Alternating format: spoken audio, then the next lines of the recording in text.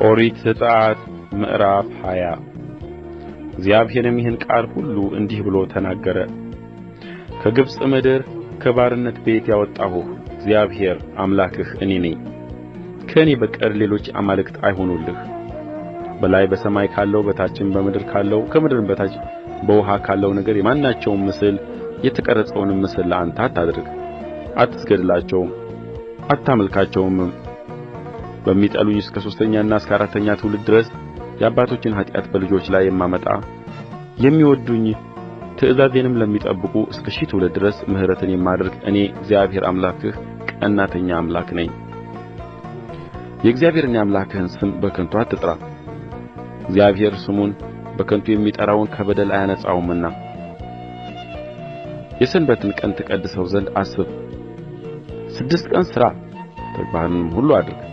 7ኛው ቀን ግን ለእግዚአብሔር ለአምላክህ ሰንበት ነው። አንተ ወንድ ልጅህም ሴት ልጅህም ሎሌህም ገረድህም ከብትህም በደጆችህም ውስጥ ያለ እንግዳ በእርሱ ምንም ሥራ አትሥሩ። እግዚአብሔር በ6 ቀን ሰማይና ምድርን ባሕርንም ያለባቸውንም ሁሉ ፈጥሮ በ7ኛው ቀን ዐርፎአልና። ስለዚህ እግዚአብሔር የሰንበትን ቀን ባርኮታል ቀድሶታል። አባትህንና እናትህን አክብር፣ እግዚአብሔር አምላክህ በሚሰጥህ ምድር ዕድሜህ እንዲረዝም።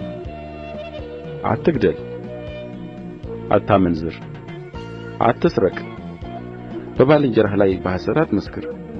የባልንጀራህን ቤት አትመኝ። የባልንጀራህን ሚስት ሎሌውንም ገረዱንም በሬውንም አህያውንም ከባልንጀራህ ገንዘብ ሁሉ ማናቸውንም አትመኝ።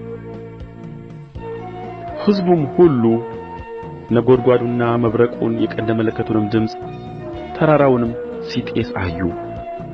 ሕዝቡም ባዩ ጊዜ ተርበደበዱ፣ ርቀውም ቆሙ።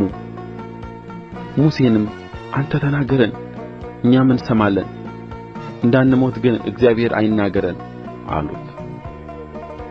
ሙሴም ለሕዝቡ እግዚአብሔር ሊፈትናችሁ ኃጢአትንም እንዳትሠሩ እርሱን መፍራት በልባችሁ ይሆን ዘንድ መጥቶአልና አትፍሩ አለ።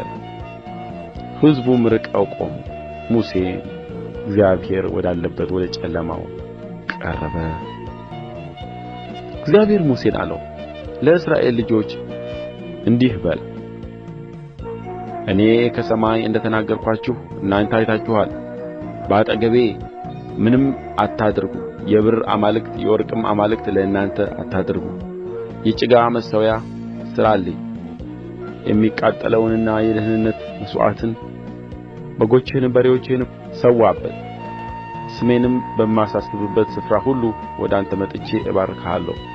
የድንጋይንም መሠዊያ ብታደርግ ብረት በነካው ድንጋይ አትሥራው፣ በመሣሪያው ብትነካው ታረክሰዋለህና።